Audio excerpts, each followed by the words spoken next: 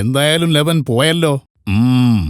ഇനി നിങ്ങൾ നിർബന്ധിക്കുകയാണെങ്കിൽ ഈ കാട്ടിലെ രാജാവാകാൻ ഞാൻ തയ്യാറാണ്. ഒരു മണ്ടനെ രാജാവാക്കണമെങ്കിൽ തന്നേക്കാൾ വലിയ മണ്ടന്മാർ ഈ കാട്ടിൽ വേറെയുണ്ട്. അതാരാ? നിങ്ങൾ രണ്ടുപേരും തന്നെ, അല്ലാണ്ടാര്? കരയിലിരിക്കുമ്പോൾ കുളത്തില് പച്ച, കുളത്തിലിരിക്കുമ്പോൾ കരയില് പച്ച. ഹോ, എവിടെ പോയാലും ബോറടിയാണല്ലോ. അതെവിടുന്നാ ഒരു അവിഞ്ഞ പാട്ട്? ഈ ശബ്ദം ഞാൻ ഇതിനു മുന്നേ കേട്ടിട്ടില്ലല്ലോ. ഡേയ്, ആരാടാ അത്? ഇപ്പൊ ആ കഴുതരാഗം പാടിയതാരാന്ന്? ഓ, അത് ചുരമ്പൻ തവളയാ. ഇടയ്ക്ക് ഇവിടെ വരാറുണ്ട്. വരുന്നതൊക്കെ കൊള്ളാം, പക്ഷേ പാട്ട് പാടുന്നുണ്ടെങ്കിൽ എന്നെ പോലെ ശ്രുതിയും സംഗതിയൊക്കെ ശരിയാക്കി വേണം പാടാൻ. ചേട്ടൻ പാട്ട് പാടുന്നത് ഞാൻ ഇതുവരെ കേട്ടിട്ടില്ലല്ലോ. നീ കേൾക്കാത്തത് എന്റെ കുഴപ്പം കൊണ്ടാണോ? ഈ കുളത്തിലെ യേശുദാസ് ഞാനാണെന്നല്ലേ പറയുന്നത്? ആര് പറയുന്നത്? ഞാൻ തന്നെ.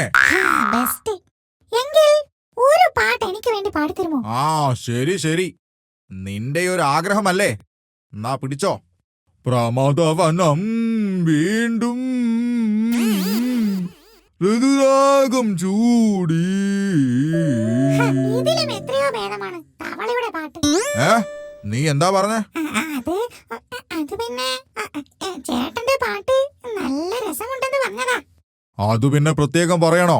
ദാസേട്ടന്റെയും എന്റെയും പാട്ട് നന്നായിട്ടുണ്ടെന്ന് പ്രത്യേകം പറയേണ്ട ആവശ്യമുണ്ടോ? ഇതാണ് ഞാൻ പറഞ്ഞ തവള. അതെവിടുന്ന ഒരു വളിച്ച ശബ്ദത്തിൽ പാട്ട് കേട്ടത്? അത് ഈ ചേട്ടൻ പാടിയതാ. അറിയില്ലെങ്കിൽ പാടാൻ നിക്കണോ?